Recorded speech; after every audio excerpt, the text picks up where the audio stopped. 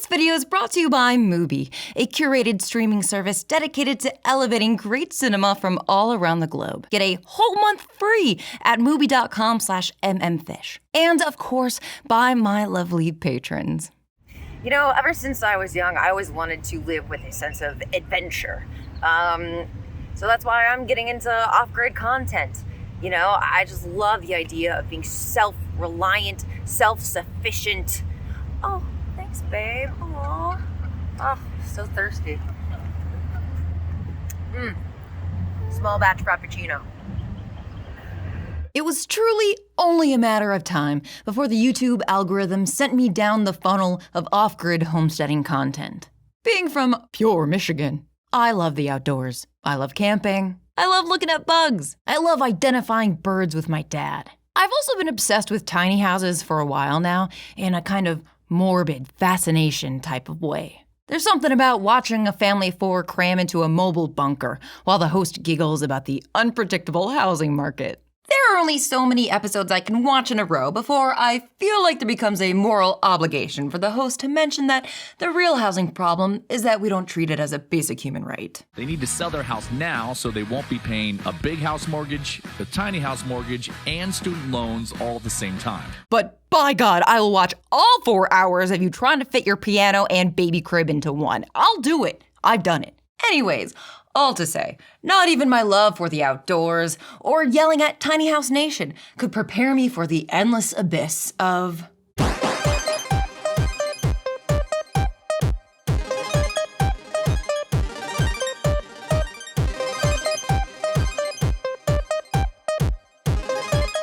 Now, the off-grid grifter is just one variety of off-grid person under the overarching off-grid umbrella. Here's some other categories close to my heart. You got your standard doomsday couple. You got your illegal camping videos, which are very helpful and informative. There's an entire genre of hot girl almost naked in thumbnail video. And the hot girl category actually dovetails into two separate off-grid genres: actual hot girl content and video with hot girl thumbnail, but the actual content has negative sexual vibes.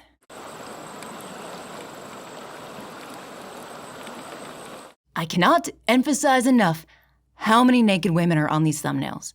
I mean, maybe YouTube just knows me, but they know you too. There are men in the woods reinventing the wheel over and over and over and over again. I wanted to make a steam-powered car. I probably will do it, but it won't be so much a public thing. And of course, the classic sapphics renovating a camper to run away videos. And I'm sure there are many, many, many more. Comment below with your favorite off-grid subgenre. You can file this video under deconstructing off-grid content, off-grid content. But what makes an off-gridder an off-grid grifter? Wait. Yes, that makes sense. Yes. What makes an off-gridder an off-grid grifter? Money! And I don't even mean that off-grid grifters make money, or that they have money. What makes an off-grid grifter is a lack of transparency about that money. Just compare these folks, who are very upfront about the realities of living off-grid.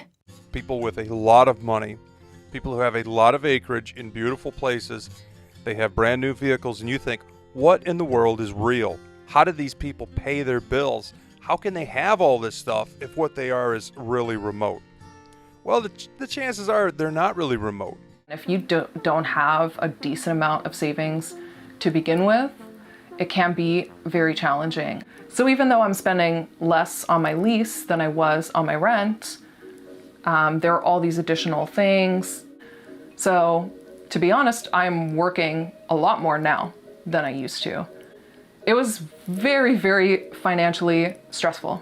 With this person, who's very vague. A couple years ago, I bought 2 rustic cabins in the woods and have been living there ever since. And I love them and I still own them.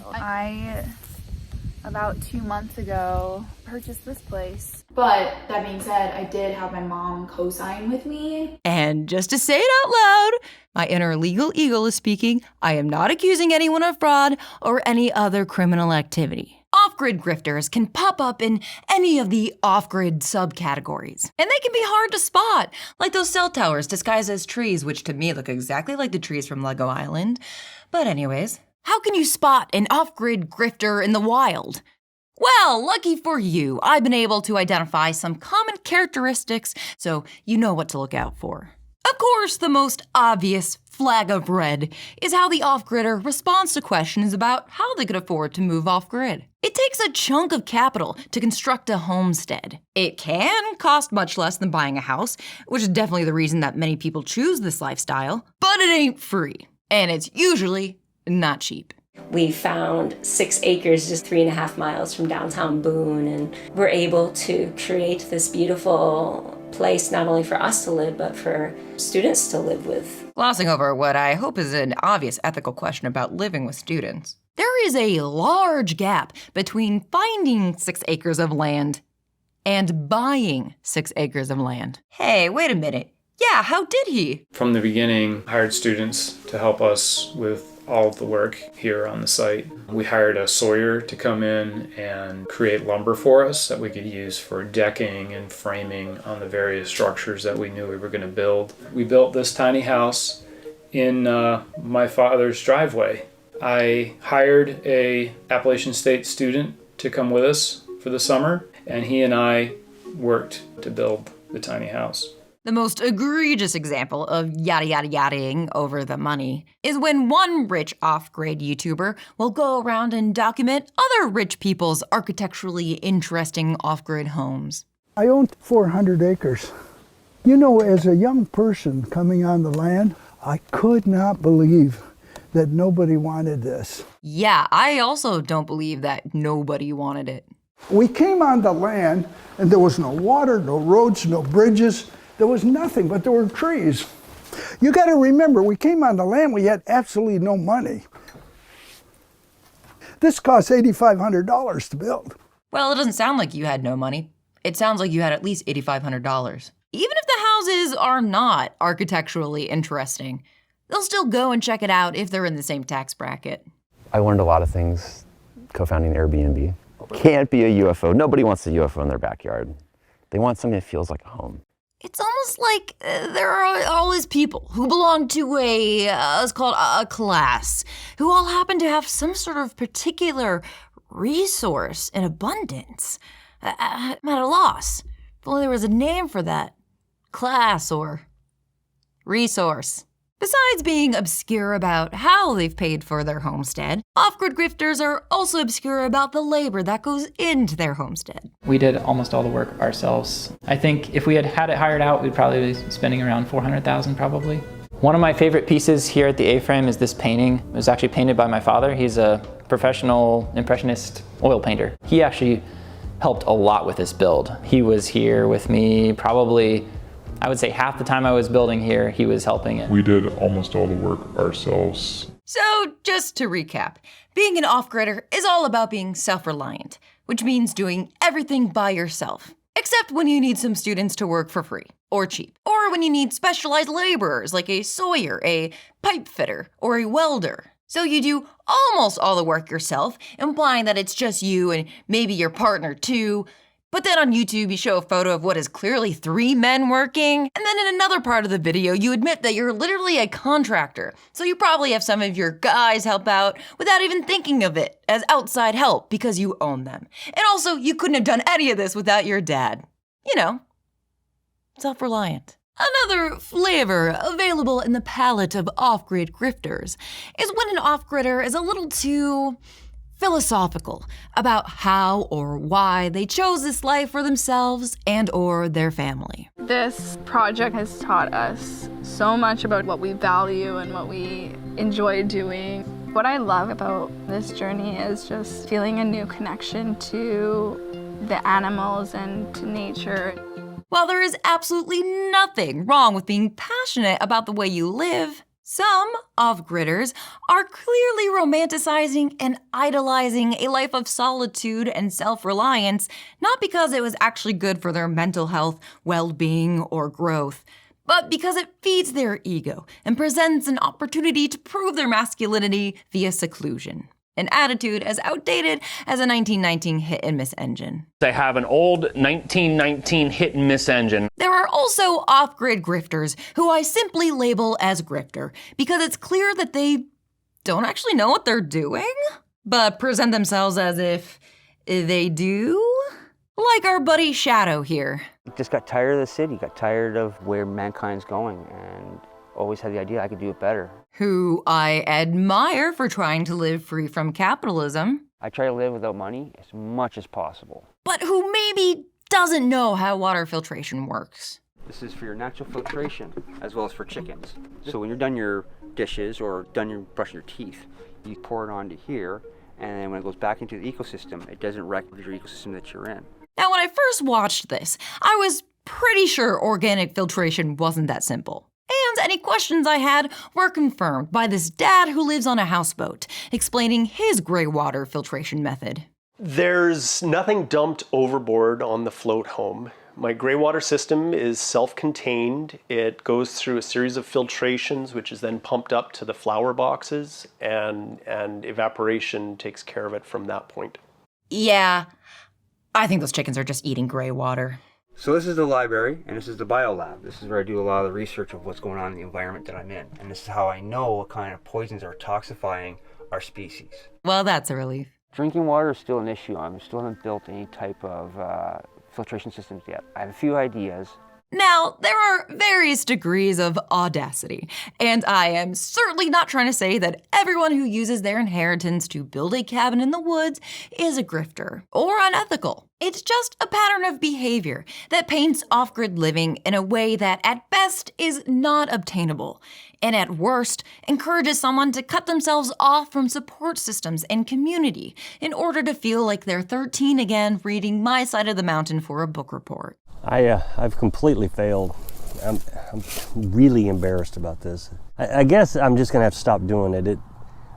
This is ridiculous. I just can't keep doing this. It's really disheartening to work at this so hard for 7.5 years, 8 years, and just to get the legs cut out from underneath you, and they won't even tell you why. But mostly, I just find these videos fascinating to watch. The characters, the explanations, the compostable toilets, and I'm already caught up on Tiny House Nation. What if I told you there was one fully grown adult who encapsulates all of these qualities? An off-grid grifter, the likes of which I have not seen in my many years of being around men who wear camo unironically. Did I mention I'm from Michigan? Rural Michigan.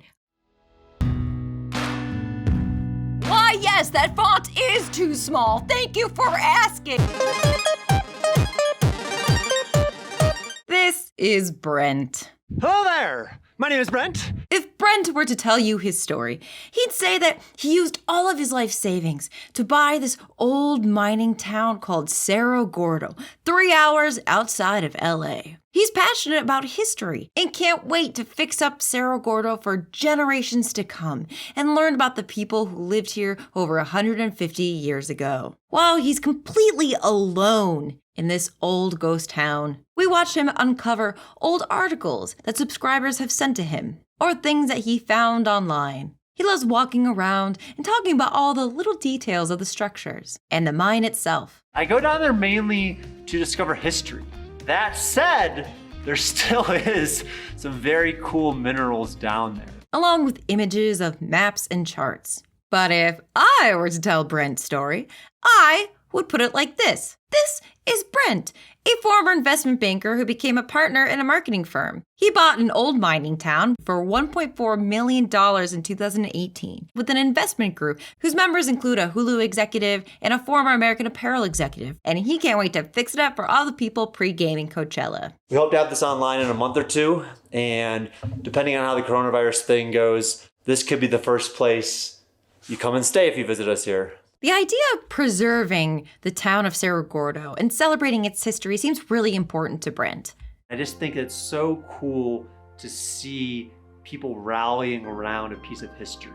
I also like preserving cool towns. I think most people do. His audience certainly seems like they're also into it. He's amassed a huge following on YouTube with a passionate fan base who watch his monthly videos thinking that he might have died between uploads while exploring the Cerro Gordo mine. There's a dynamite box, and in the dynamite box, there's denim.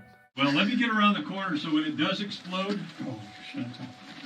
In the first Ghost Town Living video I ever watched, Brent shows off the various houses that he plans to Airbnb. Second house we hope to get on Airbnb is the Bellshot house. You know, it's where I typically stay, so I try to keep it a little nice. He gives a tour of the old American hotel, along with all the historical relics that remained at the site. You see the saloon and the American hotel. But just 2 videos later, the hotel burned to the ground. About 5 hours ago, around 2:30 in the morning, a fire burned down our hotel here at Cerro Gordo, the American Hotel. Last night I woke up to an explosion of the propane tank in the hotel, and by the time I got outside, the building was already halfway down. The American Hotel was presumably fine for 100 years until he showed up, and within weeks, the propane tank blew up.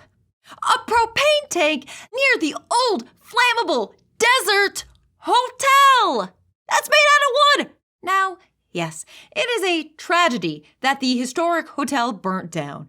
And I'm sure the people watching his channel were very emotionally affected by this. I mean, Brent spent his entire life savings and a bunch of investors' money to turn the hotel into an Airbnb, and now it is a pile of dust. But knowing that he is backed up by extremely rich investors made the last part of this video that much more, well... We could use some help.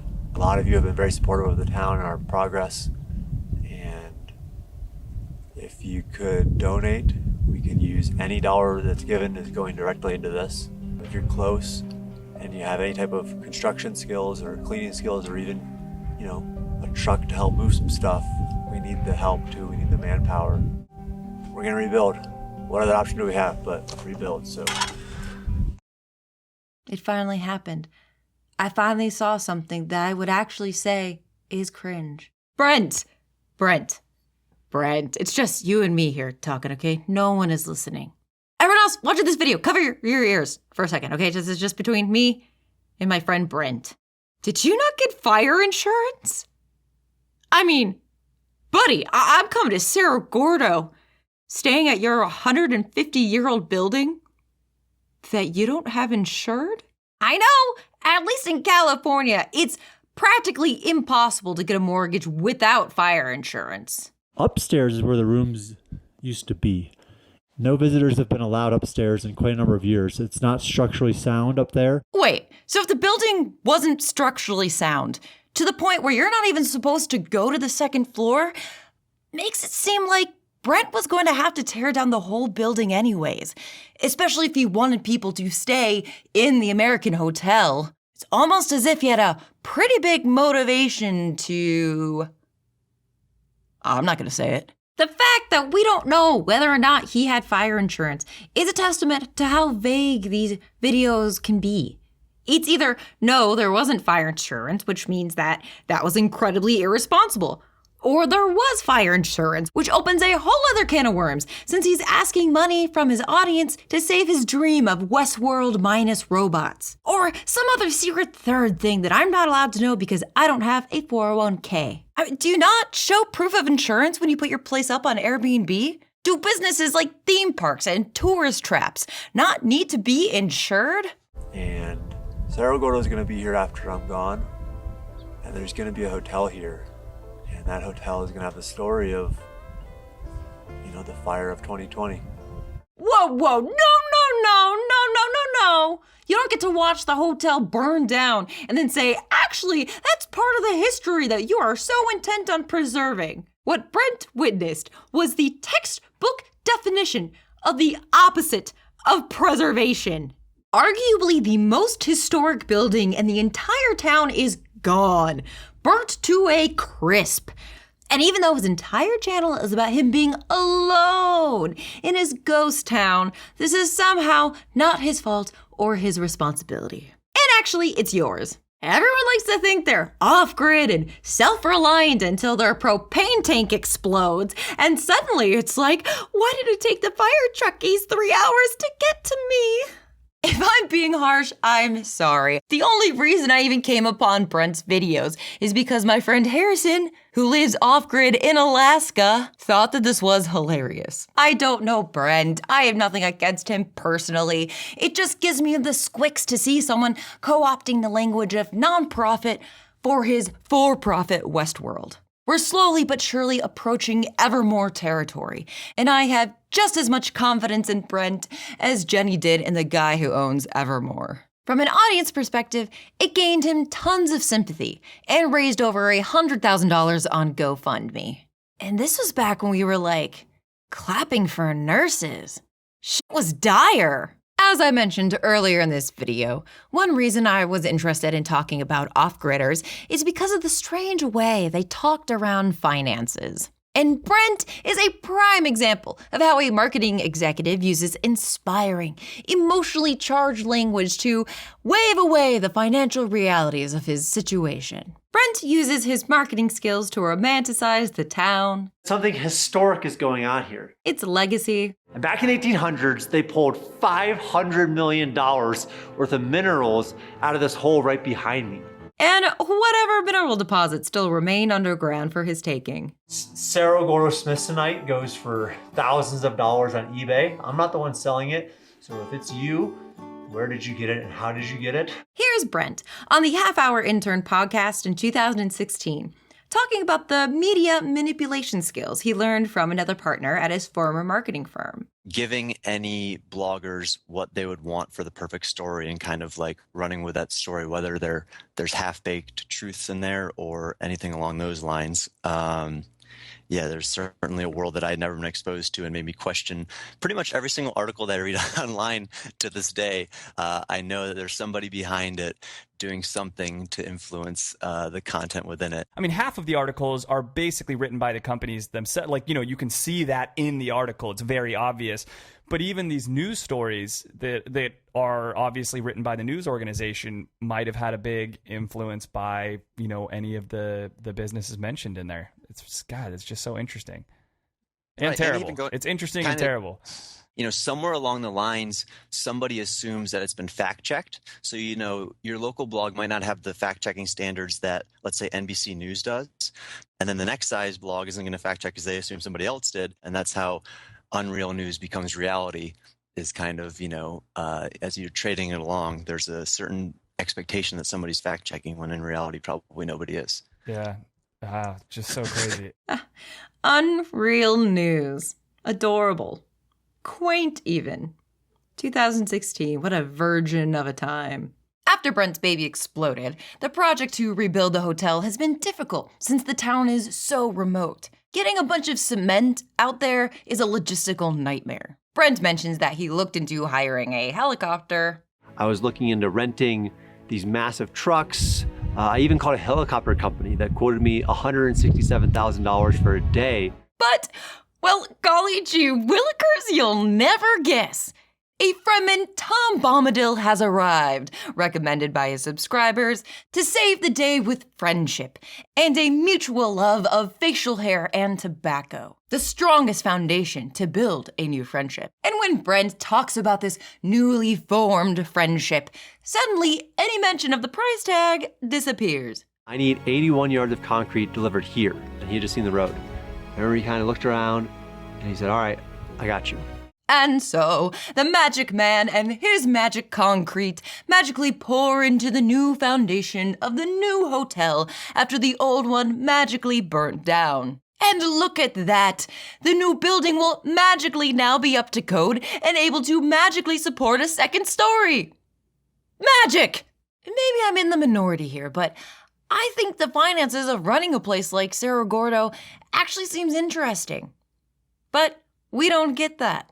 So we'll never know until it opens and I come as a guest wearing a mustache. When Brent isn't building a luxury hotel from the ground up with zero regard for historical building methods, he is doing the second most exciting thing a teenager would do in Cerro Gordo: exploring the abandoned mines. Dark vein there too. Oh, yeah, that's cool, yeah. To Brent's credit, he has absolutely zero regard for his own safety. And you know what? Top tier content. But now we're gonna go into the great unknown, see what happens from here. In this video, Brent has hired some men to lower him down via the elevator shaft.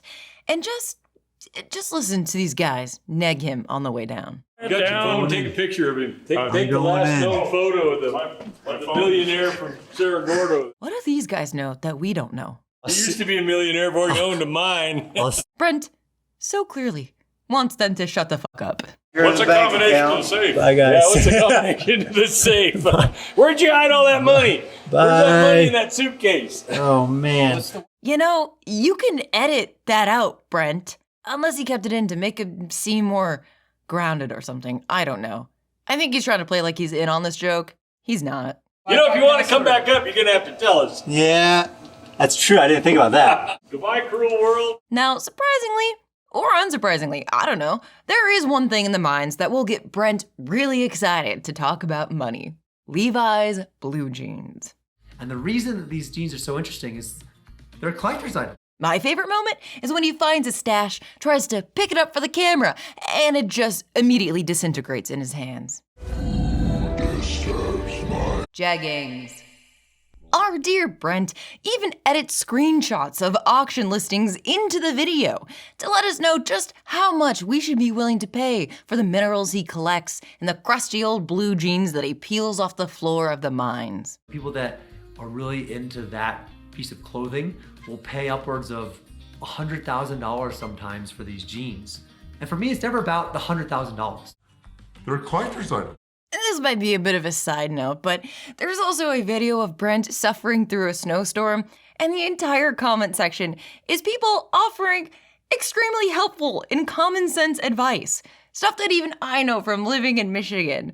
And he posted a weirdly defensive comment because it sure seems like he still doesn't know anything about living alone in his ghost town after 3 years. Cerro Gordo was established as a mining town to extract as much value as possible from the mountain and channel that revenue into the pockets of whatever mining baron owned it. And now, in the age of social media, a marketing executive is able to buy that abandoned mine, use the idea of a romanticized American West to extract value, not even from the mine, but from his fans. Then when the hotel burns down, he gets fans to donate more money through a 501c3 charity so that he doesn't have to pay taxes on his GoFundMe. But Brent also mentions that he has volunteers helping him rebuild. Whether you're here moving blocks or just watching from home, this channel is what is making this hotel possible. As in, his fans are doing free labor. I think it's safe to say Brent still has a lot to learn about living off-grid. 4 hours into the hike, and I'm completely lost. The sun goes down, I'll have no idea where to go, but I honestly don't know what to do. But I do think there's one area where Brent has made huge strides in over the past 3 years. His content. If you compare his recent videos to his earliest, there are some noticeable changes in tone and production quality. Early on, he was much more soft-spoken, going for a kind of intimate conversation vibe. That stained glass is from a Stevie McQueen movie called Nevada Smith. Fast forward to today, and it's... Hello there! My name is Brent. It's pretty obvious Brent is trying to model himself after a Johnny Harris or a Casey Neistat. But those two will chase stories and take you on interesting journeys to learn something. Brent is taking us on a journey to his hotel. Right now, I am sitting on the first floor of the Future American Hotel, where you can pay him to stay when it's complete. Brent and other off-grid grifters insist that it's not about the money. But a big part of it is the money. This isn't a project. This isn't a startup. I don't think about it in month-over-month growth. My dude, it is literally a project and a startup. You have an investment group and your goal is to turn it into a tourist attraction. In the past, Brent has assured us that everything he finds at Cerro Gordo will stay in Cerro Gordo to preserve its history. But in his latest video, he says, You know, and my mentality from day one has been that everything at Cerro Gordo needs to stay at Cerro Gordo. That said, we also have an extremely expensive hotel just down the way to build. So all that to say, I'm going to try a small online rock shop. I wouldn't think that Brent cared so much about the money if he wasn't constantly bringing up the money. The reason Dave Sparks helped out Brent wasn't out of the kindness of his heart, no matter what the narration tries to imply. He said, all right, I got you. He did it because he was able to monetize it on his own channel, getting multiple videos out of it, with what were most definitely massive sponsor deals. Ironically, a sponsorship for a high-risk insurance company. Dave wasn't even able to get all the concrete he needed for the building. After 2 trips, the cement company refused to come again. The cement company decided, you know what? No, that road is too dangerous. It's too much of a risk for our drivers. We have much easier jobs everywhere else. We're just not going to do it. So Brett turned to... We're taking a little bit different approach. This time, the community that cares so much about this town has all rallied behind it, and we're going to make it happen. His fans and volunteers again, getting them to come and help mix cement by hand. I do have a lot of respect for people finding alternative ways to live outside of the capitalist hellscape that most of us are trapped in, like our dear friend Shadow, and the off-gridders who are breaking down what their lives are like and can shed light on things that we could change about society to make it a better place for everyone to live. And for most of us, that's why we watch this content. We also fantasize about our cottagecore homestead in the woods as I clickety-clack on this keyboard next to my fake plants. But for an off-grid grifter, the goal isn't to explore alternatives to capitalism. It's to escape capitalism by using the capital that they've already stored up in their bank. Rich people have always been able to escape capitalism. That's what happens when you become rich. You no longer have to work other people's hours for other people's happiness. And they aren't being honest about doing it on their own. They regurgitate rugged individualism while spending thousands on hired hands. There are also much more sinister pockets of off-grid content that, if you're not paying attention, seem like just any other off-grid video. Yeah, remember all those naked women in the thumbnails? Some of those channels do not give off the air that these women are creating content of their own accord, if you're catching my drift. There are whole off-grid channels that have been confirmed hoaxes, people just pretending to live off-grid in the woods, or even being coerced to beg for money on camera. It's extremely uncomfortable not knowing who's holding that camera. Time for the obligatory Thoreau quote. If a man walk in the woods for love of them half of each day, he is in danger of being regarded as a loafer. But if he spends his whole day as a speculator, shearing off those woods and making the earth bald before her time, he is esteemed an industrious and enterprising citizen, as if a town had no interest in its forests but to cut them down. And even Thoreau needed his mom to do his laundry. So, the reality is, as much as off-gridders love to sell themselves as truly independent or being out there on their own, if you're saying, I'm independent on YouTube, you're not independent. When you use a tool like a hammer, over time, your brain actually starts thinking of that tool as part of your body. And as far as your mind is concerned, you are one with the tool. And I feel like these self-reliant YouTubers prove that this same thinking can also extend to other humans. If you hire someone to do something, tell them what to do, and then they do it, it can feel like you did that thing that you had someone else do. You can feel a certain ownership over it. After all, that was your capital that paid for their labor. That's how executives are able to tell themselves that they're doing all the real hard work of running the company, while the actual laborers do everything on the factory floor or behind the espresso bar. This is why the tool itself is such a powerful symbol in workers' movements.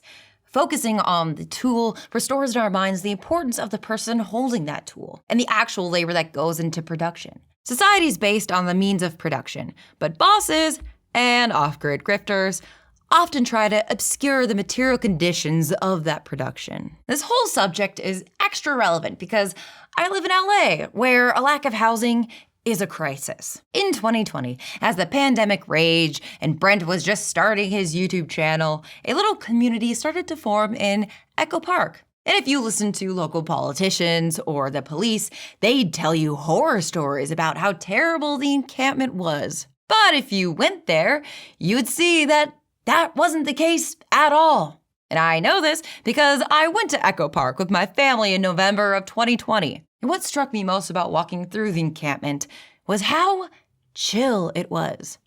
There were community gardens. People were bartering for supplies or even just giving away stuff for free. It was like this little alternative economy functioning all on its own. But in March of 2021, Echo Park City Council member and the LAPD kicked everyone out of the park. The city claimed that they'd move these people into permanent housing within a year, but a year later, out of about 200 people that were living in the park, less than 10% were in permanent housing, and at least 7 had passed away since being evicted. Unhoused people are the ones living like they're in the Wild West, not Brent. For people without permanent housing, every day is a struggle to find food and shelter. They're harassed by police, rich locals, and vigilantes. They don't have stock accounts or rich family members they can fall back on, and they're not backed by millionaire investors. But living in a tent in a metropolitan area with a population of 13 million people doesn't conjure images of the Wild West, so the media will never portray them the way that they'll portray someone like Brent. Self-reliance is a myth. All of us are interconnected. I think a lot of us learned that lesson the hard way during lockdown. I know that I'm not alone when I speak into a mic or talk into the camera. That's why I love doing what I do.